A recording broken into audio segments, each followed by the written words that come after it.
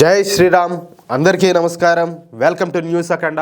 నేను మీ కస్తూరి శ్రీధర్. మిత్రులారా, ఉమ్మడి ఆంధ్రప్రదేశ్ దగ్గర నుంచి కోస్తాంధ్ర అలాగే రాయలసీమకు చెందినటువంటి ముఖ్యమంత్రులే రాష్ట్రాన్ని పరిపాలించినప్పటికీ కోస్తా అలాగే రాయలసీమ అభివృద్ధిని ఏ ముఖ్యమంత్రి కూడా పెద్దగా పట్టించుకోవాలా, అవునా కదా?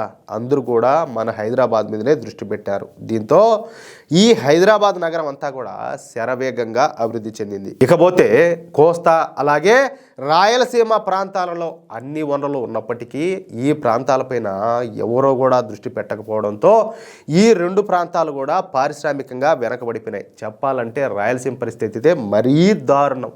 కనీసం ఇప్పుడు కోస్తా ప్రాంతానికి బాగా నీళ్ళు వస్తే అవన్నీ కూడా ఉన్నాయి, కాలువలు నదులు అన్నీ కూడా ఉన్నాయి. ఈ రైతాంగానికి నీళ్ళైతే బాగా సమృద్ధిగా జరుగుతూ ఉంటాయి. కనీసం రాయలసీమ వాళ్ళకైతే దారుణం.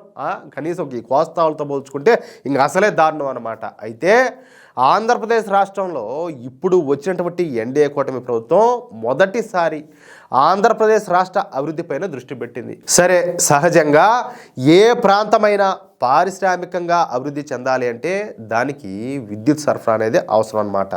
అలాగే భూములు కూడా అవసరమవుతాయి, నీటి సౌకర్యం కూడా ఉండాలా, మౌలిక సదుపాయాల కల్పన ఖచ్చితంగా ఉండి తీరాల. అంతేకాకుండా అనేక కర్మాగారాలకు బొగ్గు అవసరం కూడా చాలానే ఉంటుంది. బొగ్గులో రెండు రకాలన్నమాట. ఒకటి వచ్చేసి నేల బొగ్గు. ఈ నేల బొగ్గుని రాతి బొగ్గు, రాక్షస బొగ్గు అని కూడా అంటూ ఉంటారు. ఇది భూమిలో అంతర్గతమైనటువంటి వృక్ష అవశేషాల రూపాంతరం అన్నమాట.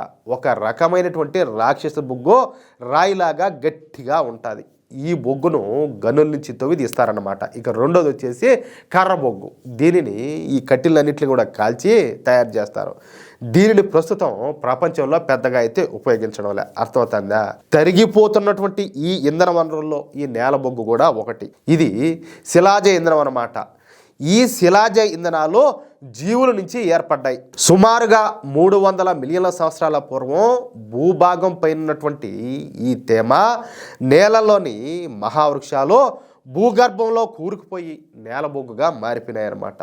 ఈ నేల బొగ్గు నిల్వలు చాలా పరిమితం అన్నమాట. వీటిలో బిట్యూమినస్ బొగ్గు నుంచి కోక్నైతే తయారు చేస్తారన్నమాట. ఈ కోక్ అనేది బొగ్గు లేదా పెట్రోలియం నుంచి గాలి లేనటువంటి వాతావరణంలో వేడి చేయడం ద్వారా తయారయ్యే అధిక కార్బన్తో కూడినటువంటి గట్టి రంధ్రాలు కలిగినటువంటి నల్లటి ఘన పదార్థం అన్నమాట. ఇది ప్రధానంగా ఇనుము తయారీలో ఇంధనంగా, ఉక్కు పరిశ్రమలోను అలాగే సిమెంట్ బట్టీలలోను విద్యుత్ ఉత్పత్తిలోనూ ఉపయోగపడుతుందన్నమాట. ఇనుమును కరిగించి లోహంగా మార్చడానికి అవసరమైనటువంటి అధిక ఉష్ణోగ్రతను అందిస్తూ ఉంటుంది. ఇది ఒక ఉత్తమ ఇంధనం అన్నమాట. ఇకపోతే ఉత్తమ శ్రేణి కోక్ బ్లాస్ట్ కొలిమికి తగిన ఇంధనం అన్నమాట. ఈ కోక్ చాలా ఖరీదైనటువంటి ఇంధనం. 10 టన్నుల బిట్యూమినస్ కోల్ నుంచి 7 టన్నుల కోక్ అయితే లభిస్తుంది. అంటే దీన్ని బట్టి మీకు ఈ నేల బొగ్గు అనేది ఎంత విలువైన ఖనిజమో మీకు అర్థమయ్యే ఉంటుంది. మన దేశంలో దాదాపుగా 100 వరకు ఈ బొగ్గు ఉత్పత్తి క్షేత్రాలు అయితే ఉన్నాయి. వాటిలో ఏ ఒక్క బొగ్గు గనిలోనూ ఈ బిట్యూమినస్ మొదటి క్వాలిటీ బొగ్గు అయితే దొరకడం లే. మన దేశంలో దొరికే బొగ్గు అంతా కూడా G5 గ్రేడ్ నుంచి G15 గ్రేడ్ బొగ్గే దొరుకుతూ ఉంటుంది. కానీ ఇప్పుడు మొదటిసారి మన ఆంధ్రప్రదేశ్లో ఫస్ట్ క్వాలిటీ బొగ్గు గనులు అయితే వెలుగులోకి వచ్చినాయి.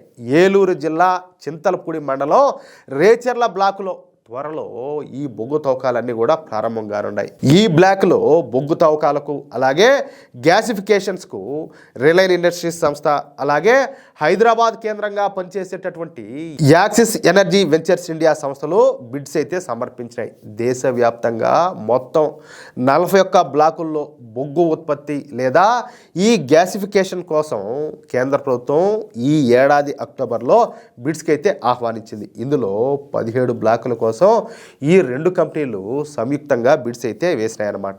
ఏలూరు జిల్లాలోని ఈ రేచర్ల బ్లాక్లో అత్యంత నాణ్యమైనటువంటి గ్రేడ్ 1 బొగ్గు నిక్షేపాలు భారీ స్థాయిలో ఉన్నాయని చెప్పేసి అంచనా వేస్తున్నారు. ఇక్కడ సుమారుగా 200 నుంచి 300 కోట్ల టన్నుల ఈ బొగ్గంతా కూడా అందుబాటులో ఉంటుందని చెప్పేసి భావిస్తున్నారు.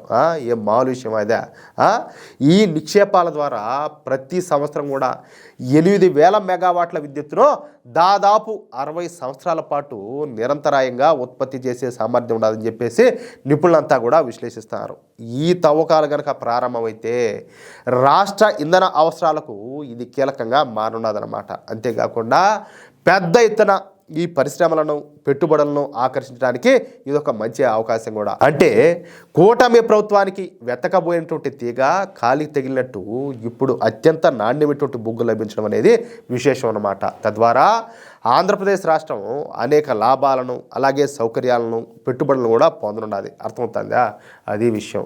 మిత్రులారా, ఈ న్యూస్ కనుక మీకు నచ్చినట్లయితే ఖచ్చితంగా ఈ న్యూస్ నలుగురికి షేర్ చేయండి.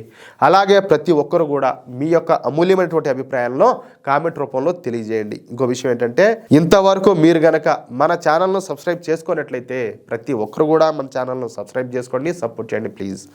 జై శ్రీరామ్, జై హింద్.